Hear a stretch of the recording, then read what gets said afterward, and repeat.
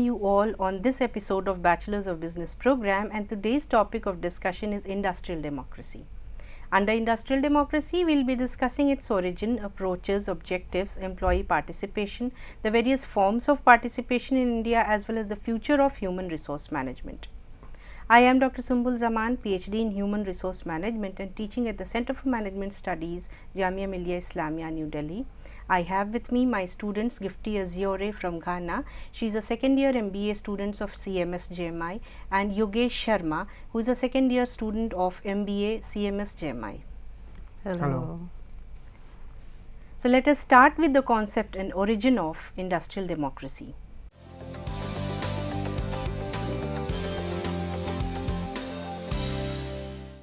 The term industrial democracy signifies the management of industrial units by people, of the people and for the people.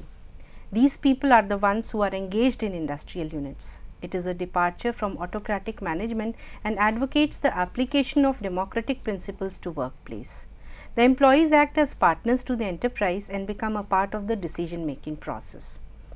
The relation between the labor and the management has a significant role to play in the development as well as the functioning of industrial democracy in the present industrial society. The history of workers' participation in management dates back to the emergence of industrialized capitalist societies during the Industrial Revolution. India during the 17th and the 18th century was an industrial workshop of the world, and it supplied goods like silk, muslin, calicos, salt, etc. to the markets of Europe, West Africa, Middle East, Central Asia, Japan, etc. Since the industrial activities at that point of time were limited to the cottage industries, there were no concept of employer-employee relationship. Also, during the early British rule, the cottage or the small scale industries witnessed the pressure of the English industries who found Indian markets an attractive destination for themselves. They influenced the industrial policy of British government as it was interested in exporting the raw materials from India. The factory system came into existence in 1880, followed by the registered factories employing almost 8,69,643 workers by 1912.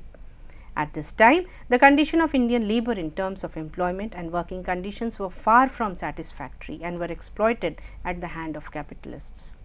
The situation worsened at the end of 19th century with the growth of modern mechanized industry. This marked the beginning of factories legislation when the first Factory Act was passed in 1881 in India. The Factory Act 1891 recommended that all the establishments employing 50 persons or more needed to be registered with compulsory rest periods, weekly holidays, 7 hours of work a day for children. The conditions created by the World War I from 1914 to 1918 led to industrial expansions and developments of capitalist classes in the Western and European countries as well as in India. The capitalist classes made huge profits and the working class suffered the most. This led to labor unrest in the country. The workers found no option but to strike in order to create a pressure on the employers for the rise in their wages and betterment in the working conditions and living conditions. The year 1918 to 19 were marked by rampant industrial conflicts, strikes and lockouts.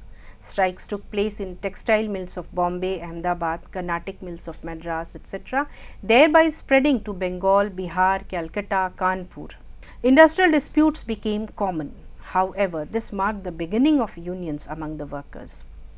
The Indian Industrial Commission was appointed in 1916, which focused on the position of Indian industries and their development by utilizing the capital judiciously and profitably. This was followed by Factories Act 1922, Trade Union Act 1926 and Trade Disputes Act 1927 for registering the relationship between the employers and the employees. The Royal Commission on Labour was appointed by the government in 1928 to inquire into the existing conditions of workers, on their health, efficiency as well as the relation between the employer and the employees. It recommended the appointment of labour welfare officers, conciliation officers, work committees, etc. This was followed by certain amendments in the Factories Act 1934, Payment of Wages Act 1936 and for regulation of wages and formation of National Planning Committee 1938 to deal with labour problems and employment conditions. The Industrial Policy Resolution was coined by the government in 1947. The Constitution of India provided the freedom of association, collective bargaining, courts of inquiry, investigation, voluntary arbitration as well as the permission to the trade unions to seek affiliation with central bodies. One of the important requirements of industrial relation is industrial democracy. It is an essential ingredient and the reason behind this is unless the status of the workers is raised and recognized as partners in the industry and co-trustees in the communities, they cannot be motivated to give their best. Industrial democracy in the form of workers' participation reduces industrial unrest and misunderstanding about the management in the enterprise. It may be taken to cover all terms of employment of workers and their representatives within the decision making process. Also, it may range from information sharing, consultations, decisions and negotiations to some of the more institutionalized forms such as the presence of workers' representatives on the management boards.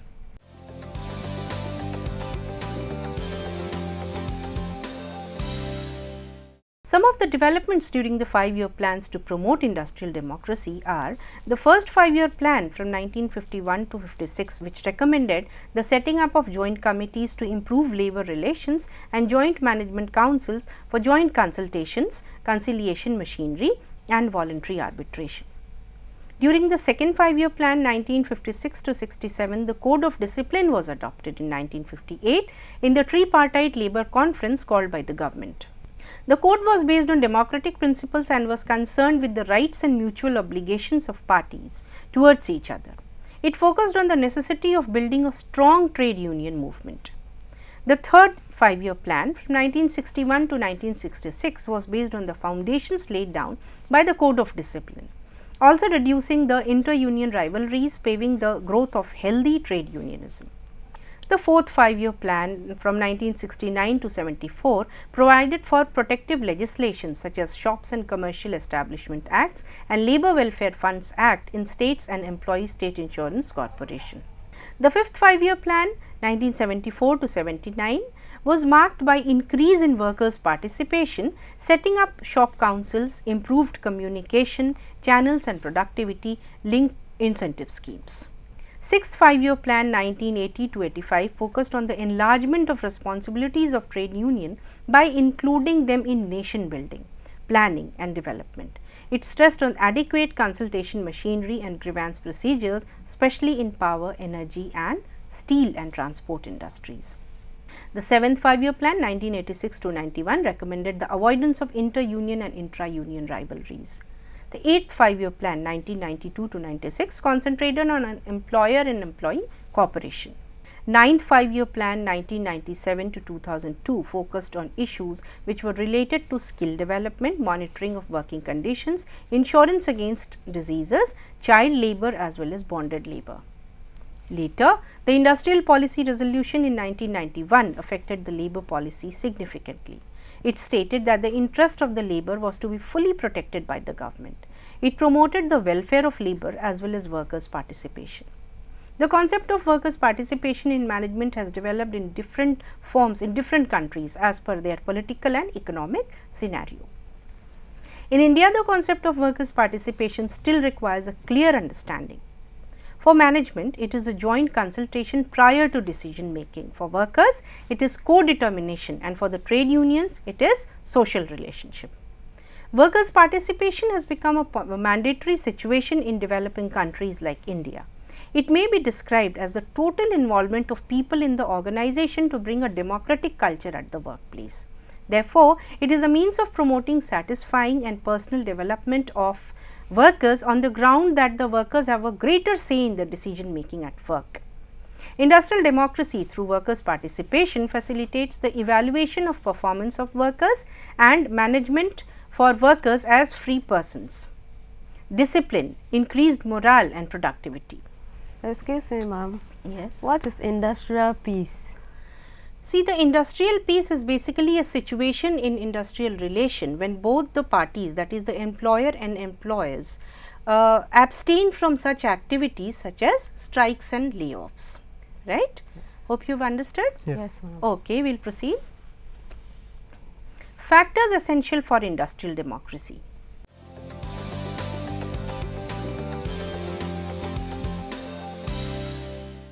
A harmonious relationship is essential between labor and management, as once the militancy is established, it takes time to change.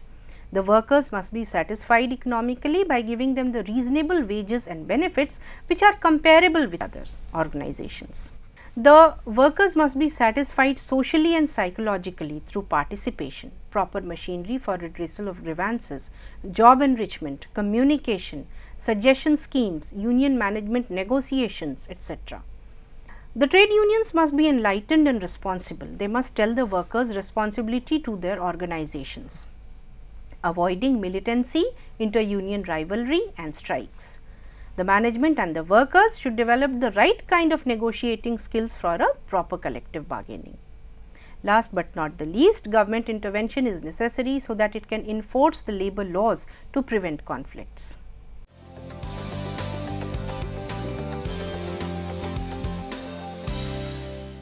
Purpose of industrial democracy: avoidance of disputes, uninterrupted flow of production and reduction in wastage, gaining commitment, alignment of business goals with organizational goals while organizational change, securing highest level of mutual understanding by safeguarding labor and management practices, developing harmony by avoiding industrial conflicts, higher productivity, low turnover and absenteeism, establishing government control on sick units for national interests.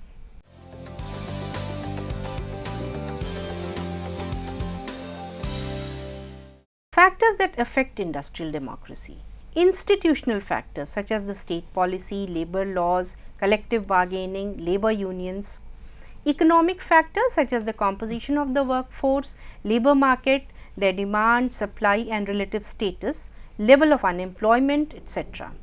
Social factors like social group, caste, social values and norms; technological factors such as working methods; political factors with a focus on the philosophy of the government; enterprise related factors such as competition, style of management, organizational health and climate, adaptability to change; and global factors with a focus on international relations, conflicts, trading policies, global cultural milieu, etc.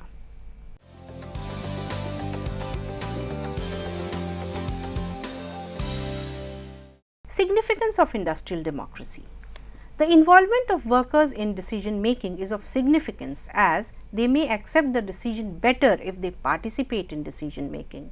The employees may be better motivated if they are better informed about the reasons and the intentions of the decisions. It leads to an effective communication at all levels for a sound decision making. It may increase managerial efficiency. It may foster cooperative attitude amongst workers and management, thereby fostering teamwork. It can reduce the loss of efficiency arising out of industrial disputes. Excuse me, ma'am. What are the various forms of industrial democracy? A few important forms of industrial democracy may be co-determination, right? Co-determination basically started in Germany in 1951. Which advocated the presence of workers on supervisory boards in certain organizations. Another one is the work council, that is concerned with the it is concerned with the legalization of the employer and the employee relationship, and this may be followed by the quality circles that started in 1930s in United States of America, in which the workers and the employers were more concerned with the productivity, rather the enhancement of productivity and quality of the products at the workplace. Clear? Yes, ma'am. Okay, we will proceed. Effect of industrial democracy on workers.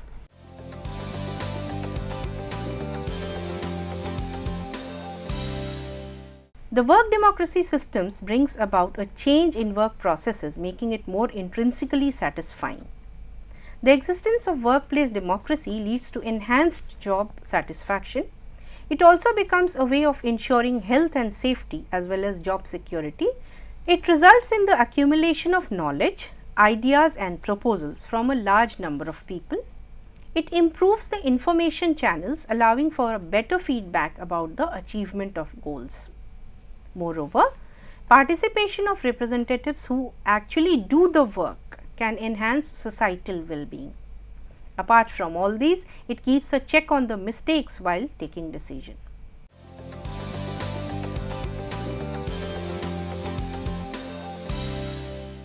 Now let us talk of participative management. The cooperation between labor and capital is the basic requirement for the successful functioning of modern enterprises. It is a joint effort of the labor and the capital to find solutions and remedies of problems that are common to both. The status of workers at the workplace and the society has been an issue of concern for the social thinkers. The main concern of these ideologists in advocating workers' participation is the sharing of managerial power with the workers.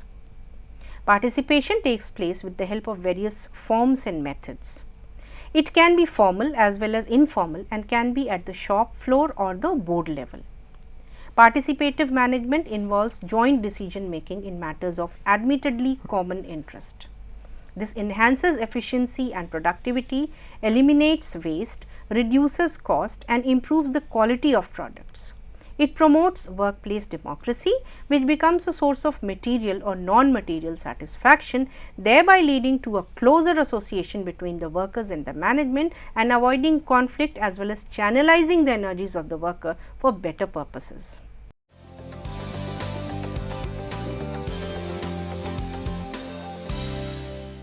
Forms of participative management. Informative participation, which refers to the sharing of information related to the balance sheet, production, general economic situation of the plant, etc. The workers, through the sharing of this information, can have an idea of what is going on in the organization. Consultative participation, in which the workers are consulted on such matters as welfare programs, methods of work and safety. The workers' representatives act in advisory capacity, but the final decision rests with the management.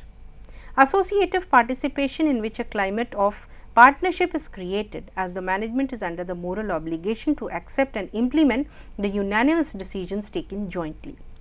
Administrative participation, which involves a sharing of authority and responsibility of the management functions. It allows greater autonomy to the workers in exercising administrative and supervisory powers. Decisive participation, in which the sharing of decision making is complete and the delegation of authority and responsibility of managerial functions to the joint forum is maximum.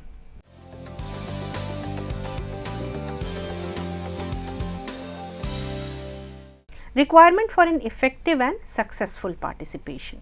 Presence of a strong democratic and representative unionism, mutually agreed and clearly formulated objectives. Hierarchy and supervision should be conducive to participation. Management and workers should have favorable attitudes towards each other. Must have faith in the soundness of philosophy underlying labor participation. Education and training related to conceptual aspects, aim, scope, role responsibilities, communication skills, technical and managerial knowledge for decision making. The forms and areas of participation and the guidelines for implementation should be specified. Prompt follow-up action and the feedback are also important. Excuse me, ma'am, I have a question. Yes. How is democracy practiced at workplace? Democracy is actually practiced, it is the application of democratic principles to the workplace, and a few ways in which it can be practiced at the workplace is through voting, then it is through participative decision making and having a say in decisions that concern those workers, right. A number of studies have also said that a combination of ownership with workers' participation has proved to be a powerful competitive tool. Okay, is it clear? Yes. Right, we will proceed now. Now, let us discuss the various schemes of workers' participation in India.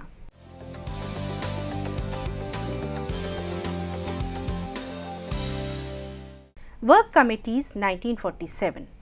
As per the Industrial Disputes Act 1947, the central and the state government in their respective jurisdictions are required to make orders to industrial undertakings employing 100 or more workmen to constitute work committees. It should consist of representatives of employers and workers. It is supposed to be dealing with such items like working conditions, amenities, safety, welfare, etc. Presently, they are short in number or exist only in name. Joint Management Council 1958 that emerged from the recommendations of the resolutions of Indian Labour Conference. The main objectives are promoting cordial relation and trust between workers and management, thereby increasing productivity. They consist of equal number of representatives not exceeding more than 12 but not less than 6. The functions are consultative, information receiving, suggestion making and administrative. They have been partially successful on account of the employers already having effective system of consultation, undertakings having uncordial relations and trade union leaders thinking it to be futile. Board level participation 1970, under which the Government of India introduced a scheme of workers representatives on the board of directors of selected public sector enterprises and nationalized bank. However, the workers representatives have been unable to make any contributions in decision making. Shop councils 1975, which are required to be set up in every industrial unit employing 500 or more workers.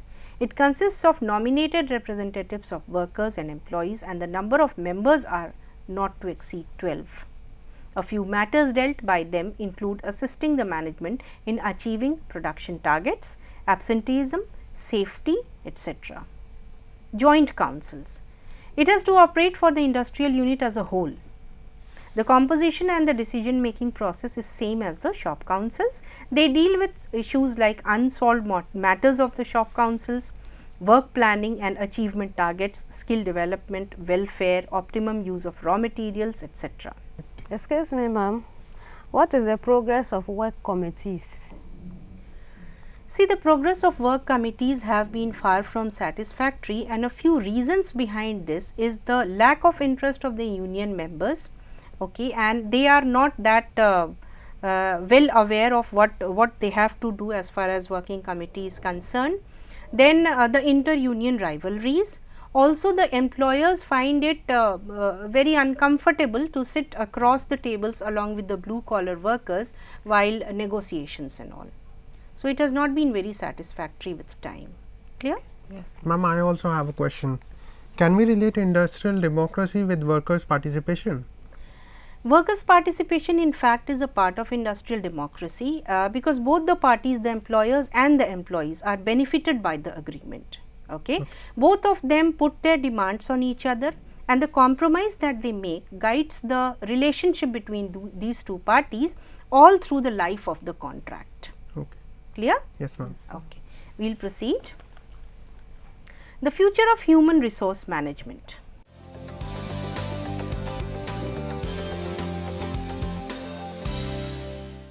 In an increasingly globalized world, the survival of business management would depend on their organizational intelligence resulting from information and knowledge systems they have, the skills of its employees and how they relate to their stakeholders. Also, the current knowledge economy would require companies to create new business structures and new concepts for the management of its resources to remain competitive. The latest approach should therefore be to consider strategic alliances as source of knowledge and intellectual capital, human structure and relational capital as the main source for sustainable competitive advantage. Now, some of the important aspects that have been shaping the future of HRM of late are changing profile of industrial workers as the labor force is no more restricted to caste and communities. They are more educated, aware and have developed higher skills as well as more and more women occupying white collar and managerial positions. Structural changes, especially decentralization with larger units getting converted into flatter structures. Production is being carried out either in multiple units or by externalizing, thereby concentrating on core activities with value additions. Globalization that has made the world smaller due to technology, communications, newer markets, government, culture, business practices and managerial challenges. Another issue is that of privatization that involves complex labor issues, potential loss of present and future jobs, fears of job loss and adverse effect on dynamics of trade unions. Growth of service industry, with the people finding more employment in the service sector. The industrial challenge is to make this sector more productive. The changes in technology leading to work intensification, rationalization and reduced employment have affected the working environment as well as the working relationship between the employers and the employees. Also, the mergers and the acquisitions have led to a change in union relations, work stoppages and lockouts, collective bargaining, grievance settlement or signing of agreements.